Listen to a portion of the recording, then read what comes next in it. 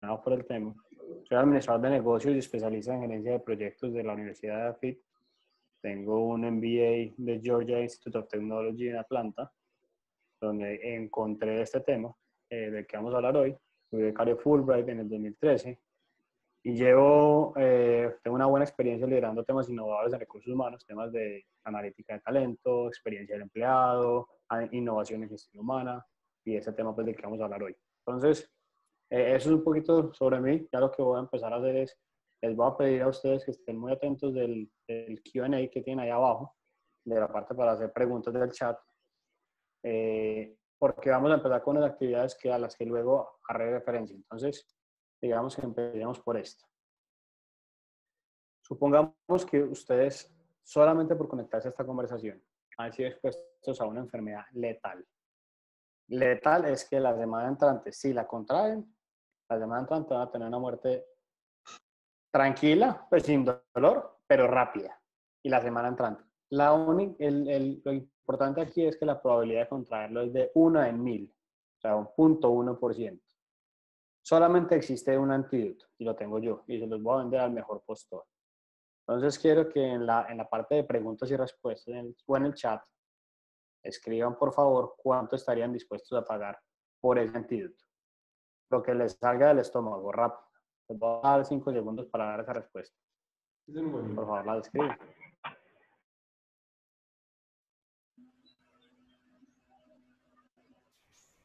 Ya empezaron a responder. No respondieron nada. Dicen nada. Yo empecé a cazar en $1000. $1000. No hay como mal con ese negocio del antídoto, ya vi. Bueno. Vamos a seguir. 2000. Un intercambio. 10 millones. Y listo, perfecto. Ahora cambiamos un poquito el escenario. ¿Qué pasa si yo les digo, olvídense de la situación anterior? Ahora les voy a decir esta situación. Resulta que están haciendo una prueba con la misma enfermedad, igual de letal, se muere rápido y en una semana, sin dolor, la misma probabilidad de 1 en 1000 en contagiarse, pero yo les digo que en un hospital están haciendo una prueba y necesitan voluntarios para que entren y se expongan a esa misma enfermedad en un cuarto. O sea, la enfermedad, el virus o el bicho ese está metido dentro de un cuarto y lo que les están diciendo es cuánto tengo que pagarle yo a usted para que usted entre a ese cuarto y se exponga a esa enfermedad. No existen antídotos. Escríbanme ahí en el chat cuánto es lo mínimo que les tengo que pagar yo para que hagan eso. No sí, entro. Pero por mí, que yo me estoy contando por ti. No me interesa, no daría por nada, no lo entro. Listo. Perfecto. Eso que estamos viendo, es que no lo hago, no participaría, o sea, no hay plata que lo pague. Es algo similar a lo que ha pasado en los estudios cuando esto se ha hecho cuando ha hecho un estudio estadístico en el tema. Y vean la diferencia. Cuando se le pregunta a las personas cuánto van por el antídoto, máximo pagan $2000. Y cuando les pido que cuánto hay que pagarles para que entren al salón, lo mínimo que piden es $500,000. Explíquenme cuál puede ser la lógica de eso, si realmente estamos pasando de un 0.1% la percepción de riesgo. Entonces vean que simplemente es cómo se pinta las cosas, lo que hace, o sea, cómo yo enmarco la decisión y la situación, lo que empieza a generar este comportamiento que ustedes también están mostrando aquí en este webinar. Otro ejercicio, prometo que no son muchos, el de los masajes. Asumamos que a todos los que están conectados les gustan los masajes, les fascina. ¿Listo? Entonces necesito que me escriban en el chat cuál de las dos opciones prefiere. 1 o 2, el número 1 o el número 2. Un masaje, la opción 1 es un masaje dentro de 15 minutos, dentro de una semana, o sea, el 5 de mayo a las 9 a.m. O la opción 2 es un masaje de 20 minutos, 5 minutos más largo que el anterior, dentro de exactamente una semana y 2 horas. Escriban ahí rapidito si el 1 o el 2. Las dos opciones son dentro de una semana. Sí. Listo. Cambiemos de situación. Afuera de su casa, en este momento hay un o una masajista totalmente protegida, pues no se les va a pegar ningún bicho y nadie les va a poner ninguna multa. Si les interesa mucho esta webinar, después se lo repito personalmente, lo que sea. Pero en este momento hay una masajista fuera de su casa que está dispuesto a hacerle un masaje ya. Entonces, ¿usted qué prefiere? ¿La opción 3 o 4? La 3 es un masaje ya con una duración de 15 minutos. O la opción 4 es un masaje dentro de 2 horas por una duración de 20 minutos. Vean ahí rápido, por favor.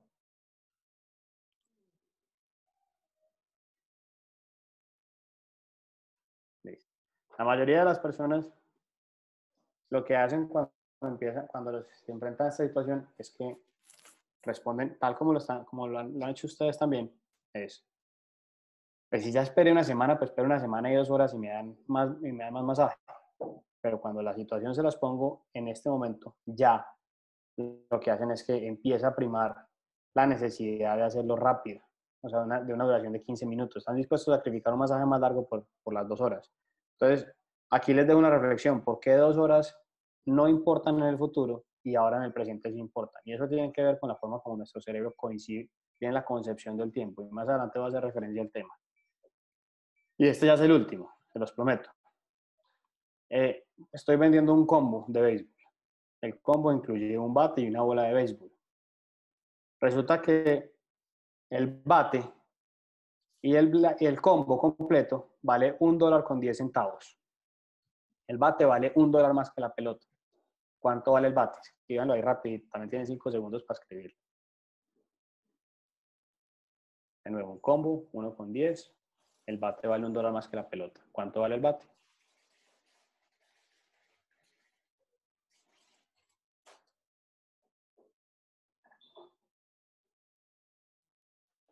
Listo. Ya pasaron los 5 segundos. Les voy a dar otros 2 segundos más por si alguien más quiere apuntarse a dar las respuestas. Pero las respuestas que están dando son las respuestas normales. Casi todo el mundo se inclina a dar una respuesta de un 1. A pesar de que ya se dieron cuenta que los juegos que estoy intentando hacer son juegos que lo estoy intentando corchar, ¿cierto? La buena y la mala noticia. La buena es que todas las respuestas que me han dado son las que siempre las personas respondemos. Respondemos incluyéndome. La mala es que ninguno le pegó.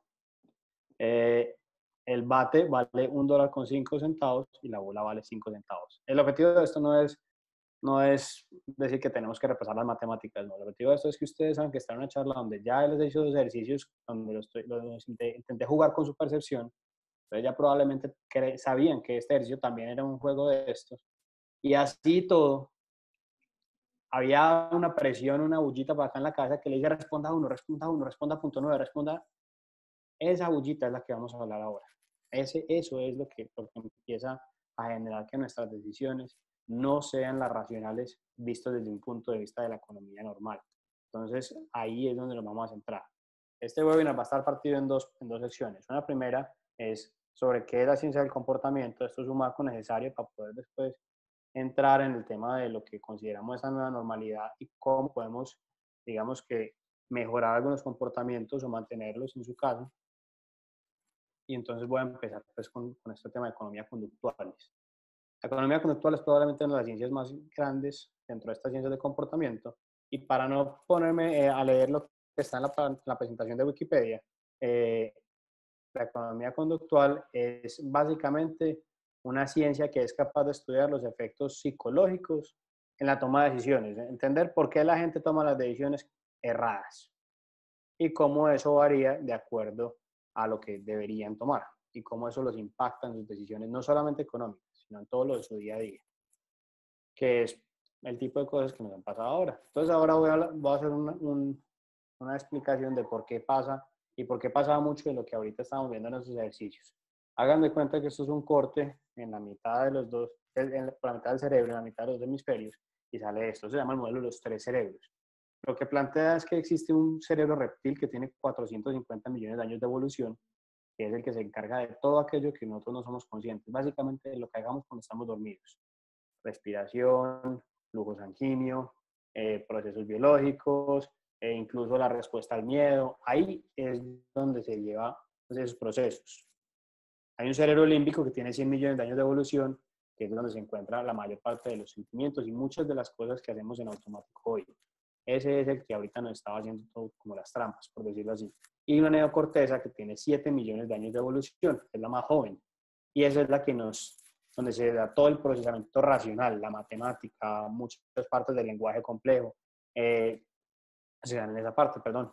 Entonces, aquí va mi punto. La neocorteza es lo que nos separa de muchos otros primates, porque somos los que más evolucionado tenemos esta parte del cerebro.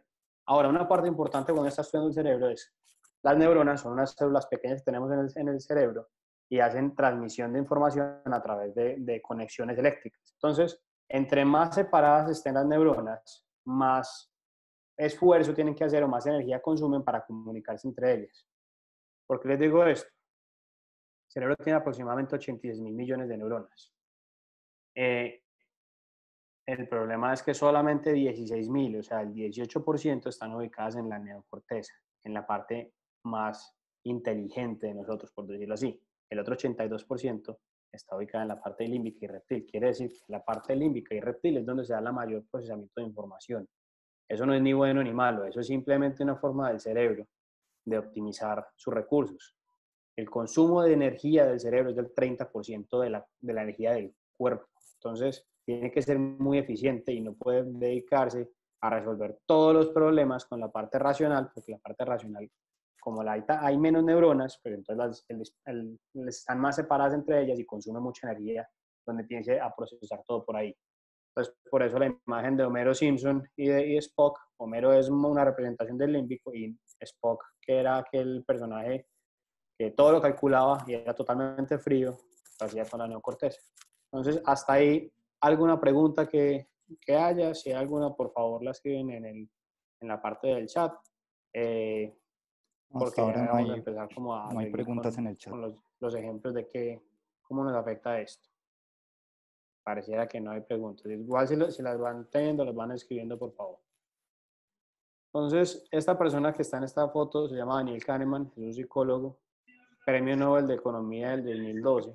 Es un mensaje duro para algunos, un premio Nobel de Economía se lo da a un psicólogo, y luego en el 2017 se lo repite otro psicólogo, Richard Thaler, y lo que ellos dicen es, somos predeciblemente irracionales, es fácil determinar cuándo vamos a ser irracionales y cuándo no vamos a seguir la lógica que nosotros creemos que deberíamos seguir, el comportamiento. Y él dice, la mayoría de nuestro comportamiento es automático e inconsciente. Entonces, digamos que esto nos lleva a que nos afecte la forma como tomamos decisiones. ¿Y qué tipo de decisiones? Con los ejemplos más clásicos se los voy a mostrar. Es, ¿por qué la gente, cuando yo le ofrezco plata, deja de donar sangre? ¿Por qué la gente hoy, teniendo la capacidad y la necesidad de ahorrar para su retiro, teniendo la capacidad no ahorra? Hay estudios que han mostrado que cuando se ofrece a la venta un saco de George Clooney, vale X miles de dólares, y cuando se dice que él no se ha lavado antes de venderlo, vale más. A algunos que están en industrias financieras, supuestamente la teoría financiera nos dice que las acciones reflejan toda la información pública de una compañía. Entonces, ¿cómo puede explicar uno que el clima haga que una bolsa de valores varíe? O que el nombre de una persona haga que se discrimine. Para ustedes, que hay muchos que son de talento humano. O por qué tenemos deudas y ahorros al mismo tiempo cuando puede que financieramente ni siquiera tenga sentido. Ese tipo de decisiones o de irracionalidades son las que estas ciencias se dedican a explorar y a entender. ¿Eso por qué se da? Porque tenemos un universo de sesgos cognitivos. Acuérdense de los tres cerebros, ese cerebro es la mitad del límbico, el que hace como los atajos rápidos. Todo esto que están viendo en la pantalla, que ya ni siquiera se ve por la cantidad que son los atajos, que estas ciencias se han dedicado en las intervenciones, bien sea o a activar algunos de los atajos o a mitigarlos porque puede que no nos esté ayudando. Existen muchos frameworks para este trabajo. Yo solamente aquí les voy a mencionar uno que es particularmente el que yo más utilizo, es de las 3B. Y el framework lo que te dice es, primero identifique muy bien cuál es el comportamiento que tiene que atacar, o el que quiere incentivar. Luego, detecte las barreras para que las personas no lo estén haciendo. Y tercero, incentívelo con los beneficios adecuados. Pero como les digo, es a través de esas cosas que están en el cerebro límbico que son las que muchas veces nos hacen esos atajos que nosotros no entendemos por qué respondimos eso, por qué hicimos lo que pasaba, o por qué nos pusimos el tapabocas solamente cuando alguien nos está mirando. ¿Cómo ha afectado esto en algunos casos rápidos en la industria? Entonces, a los pilotos de aerolíneas se les muestra cómo pueden ser más eficientes en su consumo de gasolina y se les hace una retroalimentación frecuente sobre su uso. Y en 8 meses, el consumo de gasolina se vuelve mucho más eficiente y pasa de un 9 a un 20%, solamente 8 meses. Eso traducido en plata son $5 millones en ahorro de combustible y 21.500 de toneladas de combustión que se ahorran, que se dejan de poner en la atmósfera. Este probablemente es de los programas más importantes que se ha hecho en cuanto al ahorro.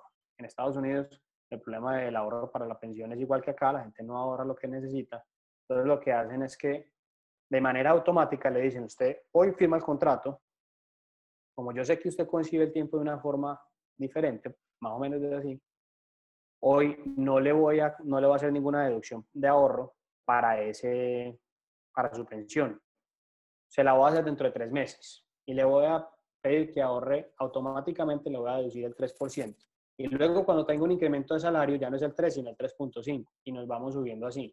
En 4 años, lo que este programa logró es que las personas ahorraran de un 6, donde estaban, a un 13.4. O sea, duplicó la tasa de ahorro en 4 años. Eso en cantidad en pesos o en dólares es muchísima plata.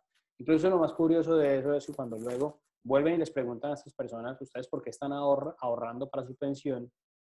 Ninguno es capaz de decir, es por ese programa que yo firmé hace 4 años o hace X años en el contrato. Todos, y lo curioso es que los ponen par con par, los que ahorran y los que no, en condiciones similares, mismos salarios, mismas condiciones demográficas, familia, todo el cuento. Y lo que encuentran es, aquellos que están ahorrando empiezan a autojustificarse y decir, es que yo estoy ahorrando porque para mí mi futuro es muy importante, porque la pensión, bueno, todos estos cuentos. Y el que no está ahorrando se justifica diciendo, es que a mí no me alcanza la plata, es que... Y empiezan unas condiciones que la realidad, ninguno de los dos tiene la última versión. Y si no, cuando uno se va y se investiga, es este tipo de programas fue el que estaba detrás de ese ahorro. El BIT es un equipo que se conforma en Inglaterra para este tipo de comportamientos, más que todo en política pública, y ellos logran muy rápidamente, tienen muchas intervenciones, pero la más famosa de ellos probablemente es que logran que las personas paguen los impuestos y de una forma muy curiosa, es que le mandan un mensaje de texto o una carta a la casa y a la persona le dicen, sus vecinos ya pagaron los impuestos, ustedes de los pocos que no han pagado. Y solamente un mensaje de ese estilo lleva a que las personas se movilicen a pagar los impuestos. Este es uno cercano a mi corazón. Este fue un cliente que en algún momento me contó, me pidieron que lo apoyara. Tenían 60 empleados a los que les ofrecieron la oportunidad de clases de inglés gratis. Y el objetivo era promoverlos o darles una oportunidad de unas becas, pero necesitaban mejorar su inglés. Después de 8 meses, ningún empleado había subido su nivel de inglés. Y luego, cuando hacemos la intervención, en tan solo 2 meses logramos que el 15% se certificara en al menos un nivel. Ellos tenían que entrar a la plataforma de manera frecuente y certificar también cuál era su nivel de inglés haciendo un examen. Como les digo, en los primeros 8 meses no habían logrado nada y en 2 meses logramos que un 15% incrementara. Esto es un incremento bastante significativo porque para esas personas entonces se les abre las puertas a futuros ascensos y a esas becas. Yo creo que uno ya es becario en este momento. Para terminar este tema de los ejemplos de cómo se han aplicado, pues digamos que aquí hay unos campeones en la aplicación, Apple, Garmin, Fitbit, TripAdvisor y todos estos trackers. Lo que han... Jorge, ya te respondo un segundo cómo lo logramos, pero la respuesta corta es a través de mensaje de texto muy similar a lo que se hizo en Inglaterra. Jorge me estaba preguntando que cómo se logró el objetivo del incremento en el 15% en los cursos de inglés. La respuesta es a través de mensaje de texto, pero pues tenía unos componentes de prueba y ese mensaje de texto era muy bien diseñado. Ahora de nuevo, continúo con este de los badges. Entonces, Garmin, Fitbit, TripAdvisor lo que hacen es que empiezan a motivar el comportamiento para que la gente o haga más ejercicio o haga más reviews y empiece a moverse de acuerdo a lo que ellos quieren comercialmente. Y aquí les pongo un ejemplo rápido. Fitbit lo que le dice a uno es, ya caminaste todo Londres, sigue caminando así, síguete moviendo para que camines todo Hawái. A mí al final del día lo que me está motivando no es caminar, lo que me está motivando es ganarme esa medallita. TripAdvisor también es un campeón en eso y los correos te dice felicitaciones, estás en el 3% de los reviewers de Medellín o de Colombia. Eso a la hora del té yo no lo puedo poner en la hoja de vida, eso no me va a dar mejor trabajo, no me va a hacer que mi familia me quiera más, no va a hacer nada más que simplemente motivarme a generar más reviews. En un segundo que veo que hay dos preguntas. Que si mi compañero de lado ya se certificó, pero en este momento no tengo compañero del lado, entonces, no sería el caso, pero bueno. Continuemos entonces. Ya les di unos ejemplos de cómo se ha aplicado. Ahora vamos a mirar un tema que es muy importante y con el que ya después daremos paso a responder las preguntas que ustedes habían puesto.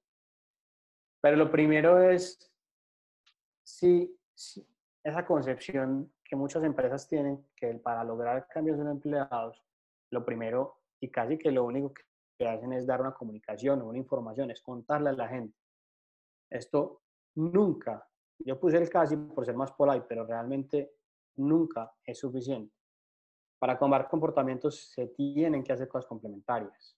No estoy diciendo que la información en sí no sea necesaria, es necesaria, pero no es suficiente para cambiar un comportamiento. Les voy a dar tres ejemplos. Los que tienen asterisco es porque voy a entrar un poquito más en el tema, pero el primero, que es el tema de las calorías.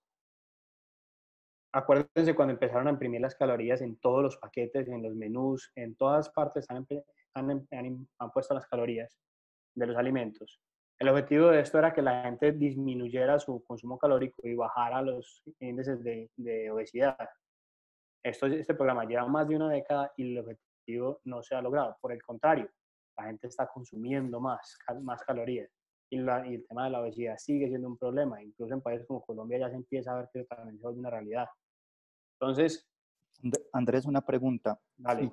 Y relacionado con eso, y como lo hacen en Chile, que además le ponen como unos señales de alto, cuando es alto contenido en sodio, en azúcares o ha generado impactos diferentes. Felipe, con el ejemplo de Chile no te sabría responder, pero sé que es poco probable y porque te voy a dar un ejemplo donde ya está comprobado que no funciona. En las cajetillas de cigarrillos, acuérdense que empezaron a poner unas imágenes bastante fuertes para intentar que la gente redujera el consumo. Se ha comprobado y se hace eye tracking, mirar qué es lo que la gente está mirando y se dan cuenta que lo que la gente aprendió a hacer es que si mis dos manos son una cajetilla y esta primera mitad es, digamos, la marca y aquí está la foto en esta segunda mitad, pues entonces lo que la gente aprendió a hacer es que aprendió a no mirar esta segunda mitad. Eso se llama el efecto como el avestruz. Es que yo simplemente clavo mi cabeza para no ver lo que no me gusta. Eso es algo que pasa mucho con el ser humano. Entonces, probablemente, para responder tu pregunta, es que en Chile, mi hipótesis y a donde yo haría mi apuesta es que probablemente no esté dando resultado esos mensajes. En educación financiera, esto es el último ejercicio que les pido que hagamos por chat. Quiero que ustedes me respondan de 1 a 100, ¿qué tan de acuerdo están con esa siguiente afirmación? Quiero tener seguridad financiera. Ahí en el chat, por favor, me responden 100. Listo.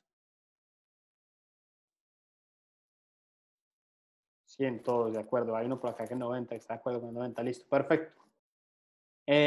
Ahora vamos a hacer esto. Vamos a tomarnos 5 segundos o 10 segundos si quieren. Y piensen en 3 acciones que pueden hacer en este mes que viene para mejorar su seguridad financiera. No las tienen que escribir en el chat, simplemente, si quieren las escriben en un papel y las cuentan y me dicen cuántas fueron capaces de pensar en estos 10 segundos. Acciones que les ayuden a mejorar su seguridad financiera en el próximo mes.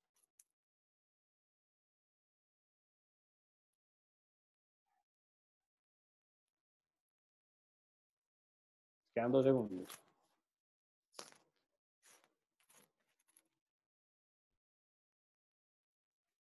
Listo.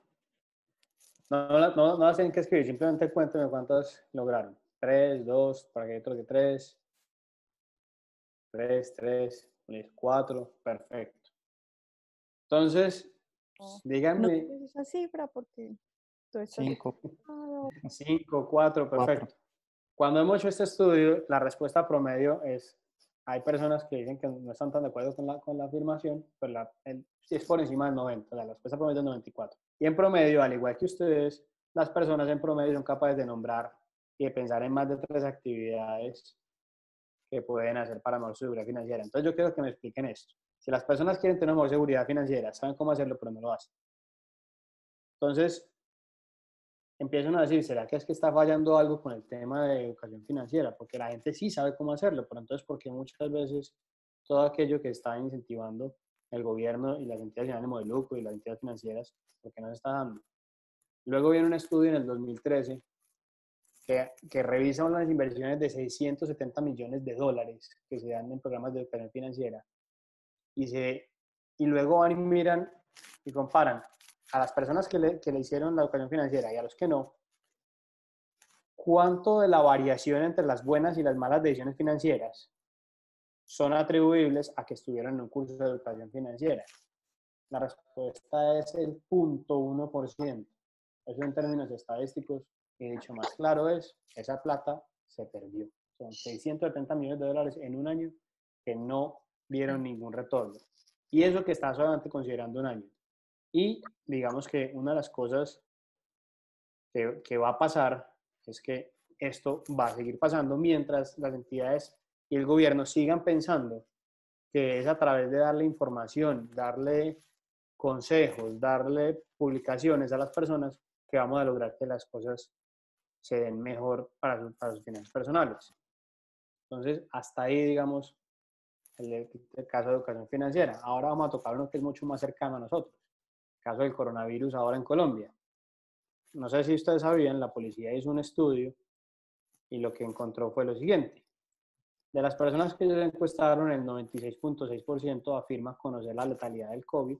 Hay un 3.4% que dice que no conocía la letalidad, personas que viven probablemente debajo de una piedra, porque creo que la única parte que no ha llegado la información. Y lo más curioso de esto es, a los que están saliendo en la cuarentena le hacen las siguientes preguntas. ¿Usted por qué está saliendo? El 91% dice, estoy saliendo a comprar medicamentos o alimentos, y eso está bien, eso no hay ningún problema. Pero hay un 8.7% que es donde ya se empieza a preocupar, porque dice, los motivos que ellos reportan es, porque ve que otros lo hacen, porque quiero cambiar de ambiente, o porque creo que no me puedo contagiar. 3 razones que más inválidas para salir es imposible, y vamos a explorar rápidamente qué efecto puede tener eso. En Colombia hay 48 millones de personas aproximadamente según el DANE. Si el 8.7% significa que está saliendo y yo extrapolo eso a la población colombiana, significa que hay 4.200.000 casi colombianos que están saliendo por motivos que no son válidos. Y al final de la matemática, al que le interese, pues se la puede leer. Al final eso implicaría más o menos 29.000 muertes por personas que salieron por causas que no eran válidas o que no eran necesarias, por ponerlo así. Entonces ahí uno se pregunta, ¿será que ha faltado información y comunicación? La respuesta a eso es que no. Lo que ha faltado es entender a quién le estoy entregando la comunicación y qué es lo que yo tengo que hacer para que esa comunicación lleve a algo. Pues la comunicación sola, en el vacío, no funciona. Y eso es un tipo de esos ejemplos. Entonces, para cerrar este primer bloque del webinar, lo que quiero dejarles a ustedes en esta primera parte del webinar es, el contexto importa mucho más que otras variables. Somos muy influenciables por el contexto. Lo que nos está pasando alrededor es responsable de mucha parte de nuestras decisiones. Por eso ese contexto hay que diseñarlo y no puede ser un accidente si yo quiero que la gente cambie comportamientos. La información y la comunicación son importantes, pero nunca son suficientes para cambiar un comportamiento. Tercero, los comportamientos hay que observarlos. Está bien preguntar a las personas, pero no se le puede creer ciegamente a lo que las personas nos están diciendo, porque muchas veces nosotros mismos no sabemos por qué lo hacemos, por qué hacemos ese tipo de cosas irracionales. Acuérdense que tenemos los 3 modelos del cerebro. Entonces, el límbico es el que hace la embarrada o la cosa que parece estúpida en un principio, y yo después le pregunto a la parte racional por qué lo hice. Entonces, el racional lo que va a hacer es que se justifica, cuando la realidad fue que él no lo hizo, sino que lo hizo el cerebro abajito, el límbico. Ahora, esto por lo general ha demostrado ser mucho más eficiente para temas de gestión del cambio que los métodos tradicionales. Sin embargo, hay varias cosas que hay que aclarar. Primero es que no es una bala de plata y no le sirve a todo. Hay ciertas cosas en las que simplemente no sirve. Lo otro que hay que aclarar es que requiere un conocimiento, una técnica y una capacidad de experimentación. Esos son conceptos importantes que tienen que tener claro si uno quiere empezar a incorporar estas ciencias dentro del mundo organizacional. Si alguien está interesado, aquí hay 2 libros y un webinar y un podcast, perdón, que les puede servir mucho. Es muy interesante pues la forma como ellos lo tratan. Ahora sí, vamos entonces a responder las preguntas que ustedes nos plantearon para el webinar.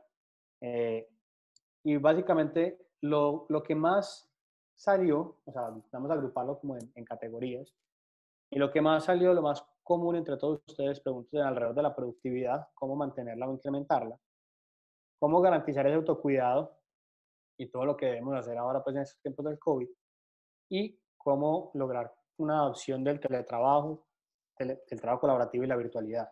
Ese tipo de cosas fueron como lo que más salió de las preguntas. Entonces lo voy a abordar en ese mismo orden, con unos tips y cosas que les pueden ayudar a que ustedes consigan esos objetivos. Ahora, entonces, empezamos pues, de la productividad. Si lo que usted tiene que empezar a hacer ahora es a buscar cómo incrementarla. Ana, tienes una pregunta que creo que la voy a responder ya, vale la pena porque es una pregunta interesante. Si no veo noticias es un tema de autocuidado o estoy evadiendo la realidad. Yo te diría que no es el ver o no verlas. Hay varias cosas. Uno es garantizar la fuente de la noticia y un consejo desde la línea de comportamiento que se da ahora en esta época es determinar un momento y un tiempo determinado para verlas. O sea, no estar todo el día consumiendo noticias porque eso genera una sensación de ansiedad porque no puedes controlar la situación. Entonces, cuando genera la ansiedad, se ha comprobado que el trabajo y la productividad y el enfoque y la cantidad de recursos cognitivos empiezan a disminuir. Entonces, no es si la ves o no las ves, es más bien, se pueden ver, pero en ciertos momentos determinados. Bueno, entonces volviendo al tema, la productividad. Si usted lo que quiere es crear productividad, o sea, hoy no están siendo productivos, entonces hay varias estrategias. Una es el no-meeting day, un día donde no haya reuniones, y se puede, y no simplemente declararlo, de nuevo, la información no es suficiente. Usted lo que debe hacer es que entonces en su herramienta de agendamiento de reuniones, bloquee un día para todos sus empleados donde ese día nadie puede reunirse.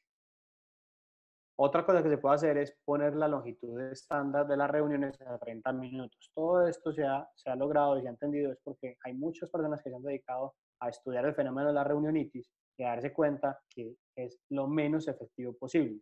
Todo el mundo sabe que si yo lo cito a ustedes hoy, una reunión de 15 minutos, perdón, una reunión de 2 horas, para un tema que se podía tomar 15 minutos, la reunión se va a tomar efectivamente las 2 horas, no los 15 minutos que el tema ameritaba. Porque la reunión tiene ese fenómeno, siempre se va a alargar hasta el tiempo que esté determinado y la eficiencia es muy poquita. Entonces, si usted determina que la longitud estándar de la reunión, o sea, cuando yo voy a citar a una persona, el Outlook o el Google Calendar o lo que sea, me dice que por defecto la reunión de 30 minutos, la mayoría de la gente se va a quedar con ese defecto. Eso es un atajo que tiene el cerebro, es que le gustan aquellas cosas que están por defecto porque le ahorra tomar una decisión. Entonces, si usted se las ahorre y le da a todo el mundo de ahora en adelante por defecto las reuniones de 30 minutos, no significa que no las puedan mover, que no las puedan hacer de 1 hora o 2 horas. Pero por defecto va para 30 minutos y van a ver un incremento en la productividad. Otra cosa que se puede utilizar es rastrear el tiempo que se está utilizando en la navegación,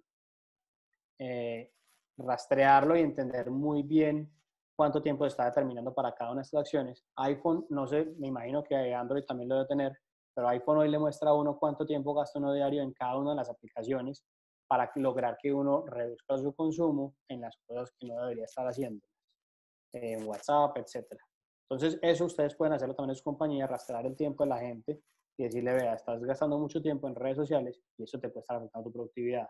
Una cosa muy importante es, acuérdense que el cerebro que yo les decía ahora tiene que optimizar la atención, porque tiene muy poquito capacidad de procesamiento en la parte donde está la atención y donde está el enfoque, con la capacidad de concentrarse. Entonces, una forma de hacerlo es desactivar las alarmas de correo nuevo, que no le salgan pop-ups todo el día en la pantalla, porque eso hace que la gente se distraiga. Igual que solamente puede actualizar la bandeja de correo una vez por hora.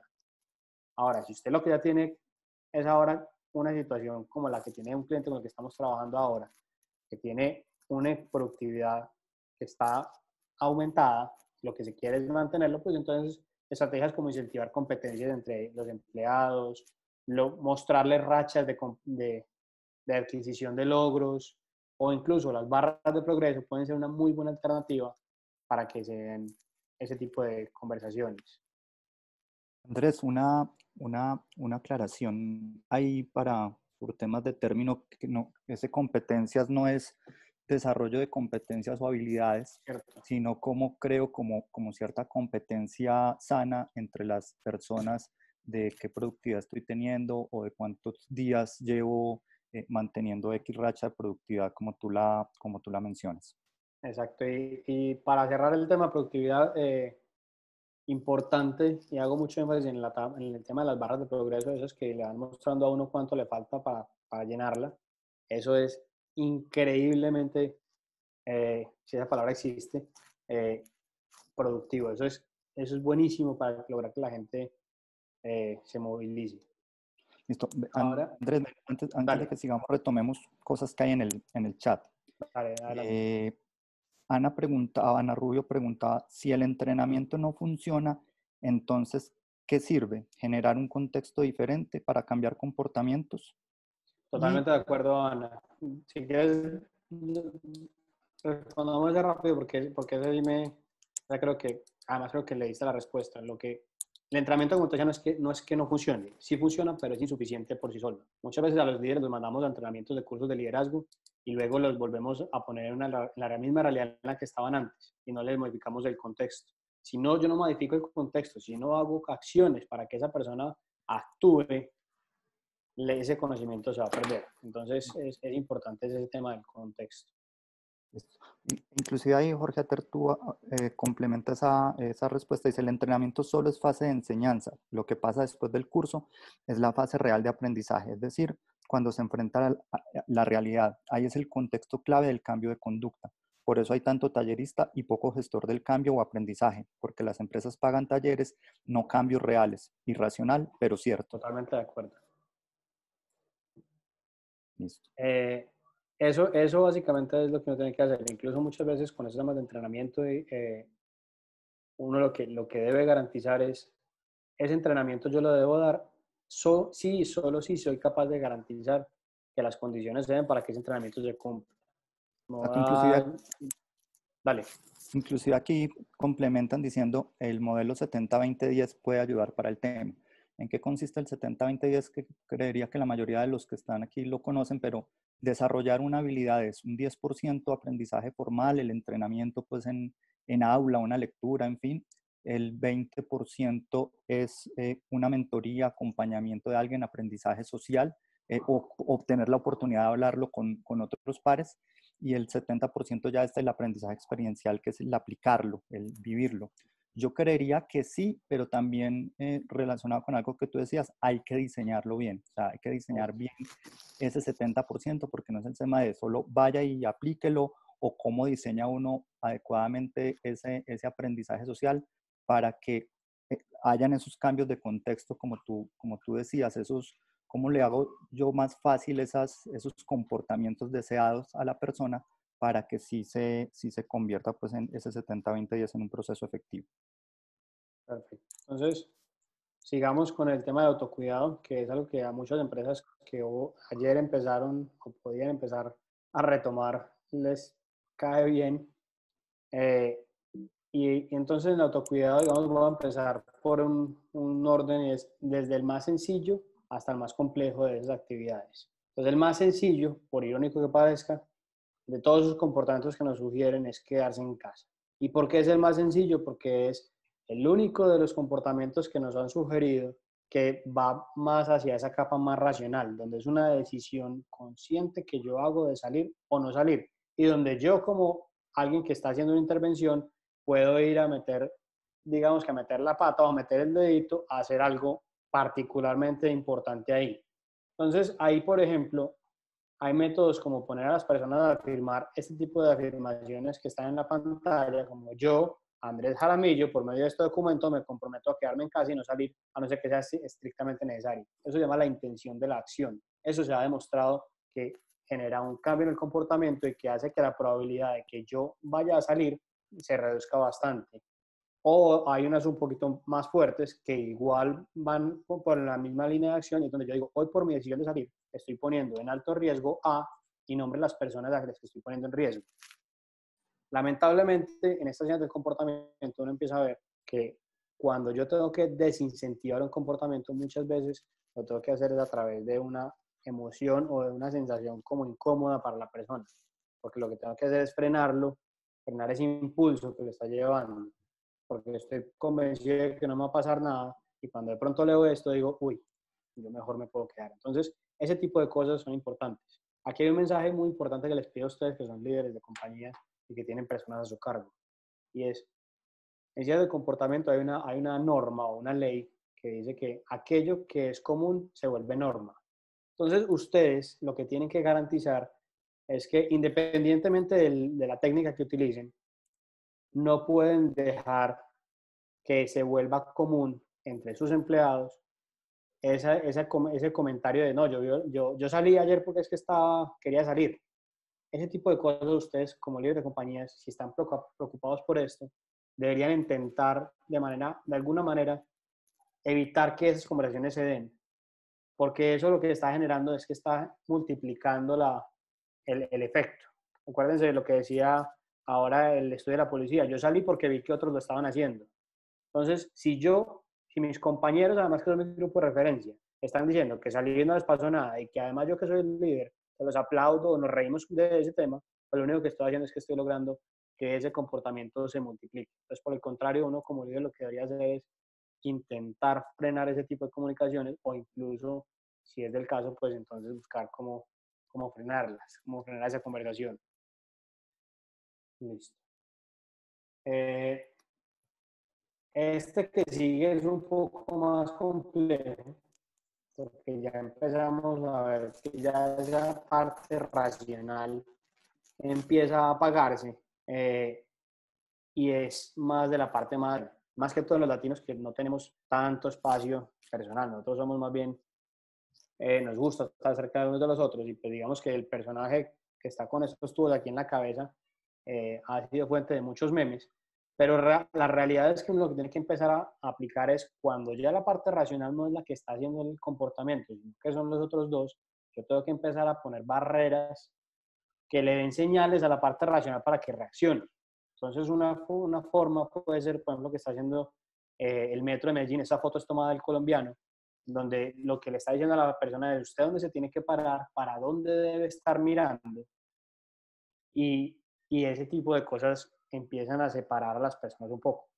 Los supermercados lo están haciendo muy bien, están poniendo en el piso unos stickers donde dice pare acá y el otro sticker está a 1 metro de distancia garantizando que se cumplan las normas de distanciamiento. Incluso estaba leyendo que en China ya hay unas plantas de producción, de estas que son plantas de producción en serie, lo que están empezando a hacer es que están poniendo esta especie como de resaltos en el piso, como lo que ponen en la carretera, para que la persona cuando se vaya a desplazar empiece a sentir algo a través de sus pies que le está diciendo, de aquí hay algo, o sea, yo no me debería estar moviendo. Ese tipo de recordatorios son los que empiezan a lograrle la parte física, ese distanciamiento social. Ahora, hay otros que son un poquito más tecnológicos, que son los que vamos a ver ya, herramientas digitales. Amazon lo que está haciendo es que en sus cámaras, en sus centros de distribución, donde hay muchas personas, en las cámaras puso inteligencia artificial y lo que hace es que calcula la distancia entre los empleados y cuando hay un empleado que se acerca más de los 2 metros que sugieren en Estados Unidos y en otros países, 2 metros, lo que empieza es que mismo suena una alarma y le dice al empleado, por favor, sepárense. Este caso que está aquí abajo es el de la gente de construcción. Son unos chips que están poniendo en los cascos de construcción y lo que hacen es que cuando hay dos cascos que se acercan más de 2 metros, emiten un sonido bastante duro, lo suficientemente cansón para que yo inmediatamente me retire, y además le da a la empresa una forma de saber quiénes estaban teniendo contacto cercano con quién en caso de que haya algún contagio de coronavirus. Y como era de esperarse, pues hay una app para todo. Hay una app que se llama Crowdless, creo que en Colombia todavía no está en funcionamiento, pero lo que está haciendo es que a través de datos de georreferenciación de los celulares, te dice, si tienes que ir a mercar, en este momento no vayas al Éxito porque está muy lleno. Entonces, más bien te avisa cuando ya empiece a desocuparse el establecimiento. Entonces, vean que estas son medidas que no es de comunicar a la gente. Estas son cosas que tenemos que poner más como barreras para que vamos logrando el distanciamiento social. Para el lavado de manos, este tenemos una buena y una mala noticia. La buena es que es un tema que ya se había empezado a estudiar hace mucho tiempo, pero lo malo es que el lavado de manos no se ve. Yo no me doy cuenta cuando alguien se lava las manos, si lo veo caminando en la calle, no digo, a veces se lavó las manos o no se las lavó, a diferencia del tapabocas, por ejemplo. Entonces, lo que sí se ha demostrado es que no se trata de poner más dispensadores de jabón o de lavamanos como está en la imagen, que es una imagen real de San Francisco. No se trata de ponerlos más, es ponerlos en lugares más visibles. Entonces, por ejemplo, los restaurantes lo que estaban haciendo antes del COVID y que podían funcionar, lo que hacían era ponían los lavamanos en la entrada de la cocina donde todas las personas, incluyendo los comensales, pudieran verla y así veían todos los empleados cómo se lavan las manos cuando entraban y salían de la cocina. Establecer recordatorios, pueden ser digitales. Este que le estoy mostrando en la pantalla es de Fitbit. Fitbit me está diciendo cada hora que tengo que lavarme las manos y cuánto tiempo tiene que durar además el lavado de manos. Me lo contabiliza mientras me la estoy lavando. Otras más sencillas es, por ejemplo, cuando el baño, la mano definitivamente lo tengo que poner dentro de un baño, el olor a limpio, a límpido o el olor a alcohol hace que la gente se lave las manos más fácil que cuando tiene un olor a lavanda o algo así. Un tema que hay que cuidar y que ustedes son líderes de empresa y que van a tener que empezar a ser conscientes es, entre más cansancio de las personas, es más probable que menos se laven las manos. Entonces, con mayor razón, en esos momentos de cansancio es donde ustedes tienen que asegurar que ese contexto esté diseñado para interrumpir ese cansancio y que se laven las manos antes de salir, por ejemplo. Y no tocarse la cara, ese es el más difícil de todos. Es el más difícil de todos porque eso nos pasa incluso cuando estamos dormidos. Es una respuesta del cerebro reptil. Entonces, ahí lo único que uno puede hacer, la mejor es literalmente usar protectores o poner barreras físicas. O sea, este escudo para la cara, que es como en un plástico, esa puede ser la mejor. Pero hay algunas alternativas que están probando y que han dado alguna mejora en el comportamiento. No es el mejor, pero pues digamos que ha funcionado. Es comprar guantes que sean bien desagradables, o sea, el color sea de un color desagradable, que dé la impresión de suciedad. Y de esa forma, cuando yo me voy a rascar la cara, si soy afortunado y soy capaz de ver el guante y la mano viniendo hacia mi cara, pues lo más probable es que voy a hacer así y no me lo voy a rascar. O la otra es poner polvo dentro de los guantes, un talco grueso o algo así, para lograr que la sensación de suciedad la sientas bien en las manos y yo nunca me voy a rascar la cara cuando tengo esa sensación de suciedad en los dedos. Entonces, ese tipo de cosas pueden ayudar.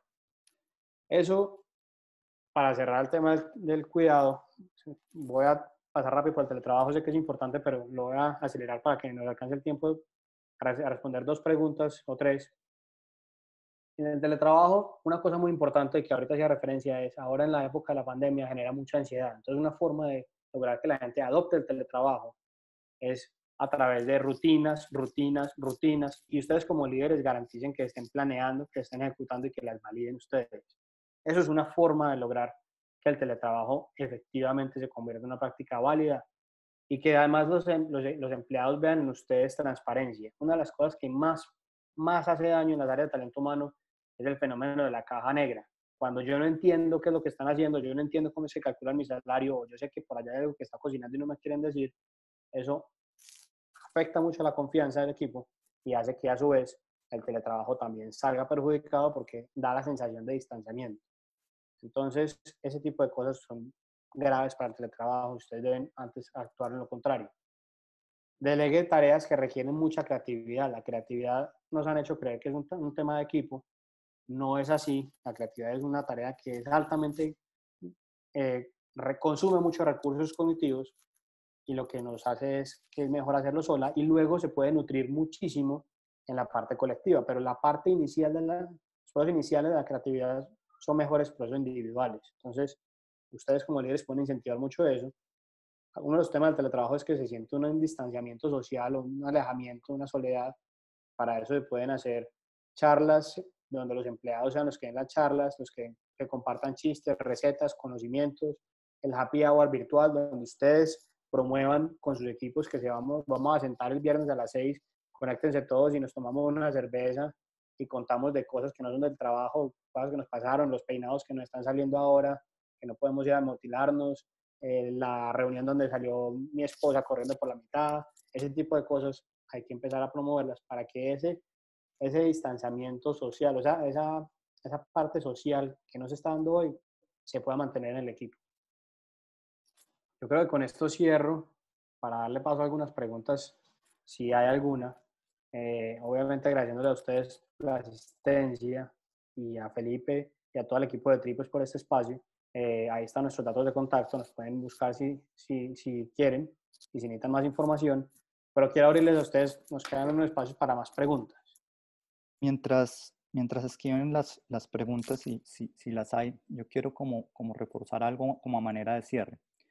Este es de hecho, como lo preguntaba alguien, es un tema de cambio de contextos. Diciéndolo de otra manera, es cómo hago los comportamientos deseados más fáciles o cómo hago los comportamientos no deseados más difíciles a través de esos cambios en el contexto. Entonces, el proceso para hacerlo es relativamente fácil, es decir, esto no requiere mucho tiempo, no requiere mucha inversión, es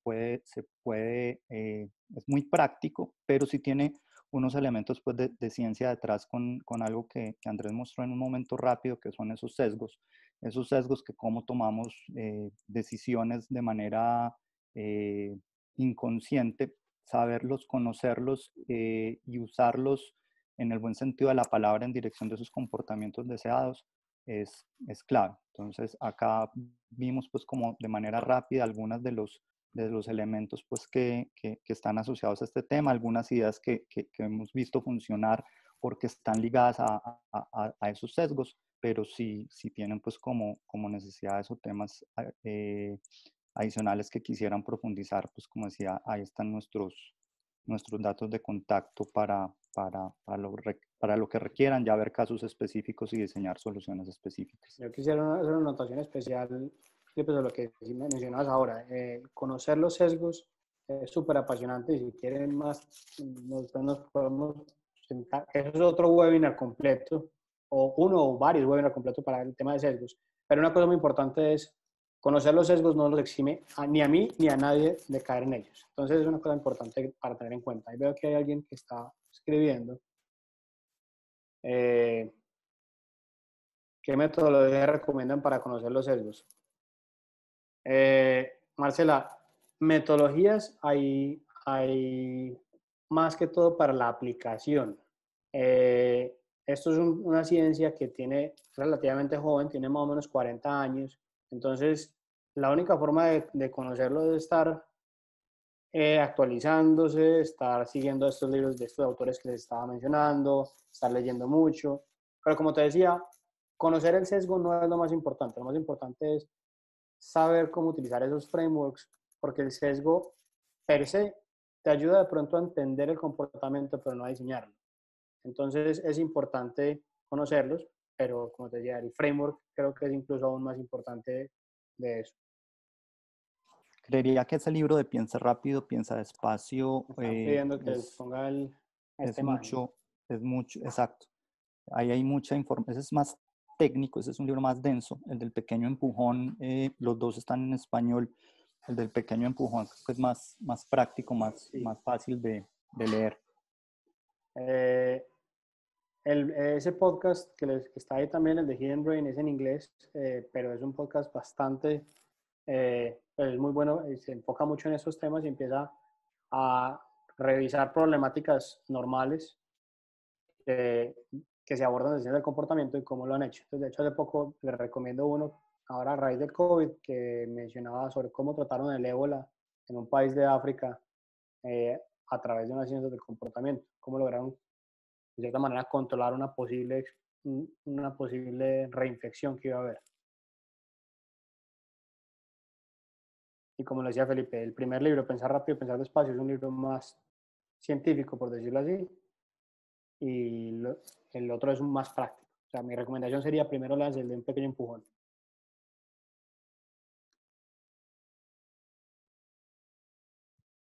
¿Hay más preguntas?